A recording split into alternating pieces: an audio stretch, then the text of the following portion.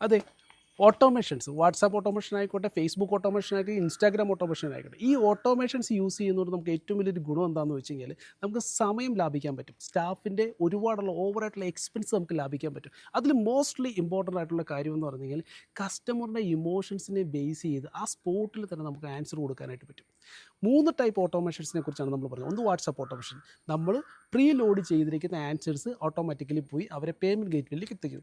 രണ്ടാമത്തെ automation Facebook, ഇൻസ്റ്റാഗ്രാമിൽ അവർ താഴെ കമൻറ്റ് അടിക്കുമ്പോൾ അതിന് പറ്റുന്ന രീതിയിൽ അവർക്ക് മെസ്സേജ് പോയതിന് ശേഷം അവരെ നമ്മൾ ഡി എമ്മിലേക്കോ മെസ്സഞ്ചറിലേക്കോ കൊണ്ടുവന്ന് അവിടെ നമ്മൾ വാട്സപ്പിലേക്ക് കണക്ട് ചെയ്യുന്ന സിസ്റ്റം. മൂന്നാമത്തത് ഏജൻറ്റ്. എന്താണ് ഏജൻറ്റ്? ആര് ക്വസ്റ്റ്യൻ ചോദിച്ചാലും അവർക്കെല്ലാം ഇൻഡിവിജ്വലി യൂണിക് ആയിട്ടുള്ള ആൻസർ കൊടുക്കുന്ന സിസ്റ്റമാണ് ഏജൻറ്റ്. അപ്പോൾ ഈ 3 ഓട്ടോമേഷൻസ് നമ്മൾ യൂസ് ചെയ്താൽ തന്നെ നമ്മുടെ ബിസിനസ്സിൽ നല്ല പ്രോഫിറ്റ് ഉണ്ടാക്കിയെടുക്കാൻ പറ്റും. എക്സ്പെൻസ് ഏറ്റവും കുറച്ച് നമുക്ക് ചെയ്യാൻ പറ്റും. So be careful. ഇനി വരാൻ പോകുന്ന കാലഘട്ടം എയുടെ കാലഘട്ടമാണ്. നമ്മൾ യൂസ് ചെയ്തേ പറ്റൂ, യൂട്ടിലൈസ് ചെയ്തേ പറ്റൂ. Reduce the expense, make the profit. Thank you. By.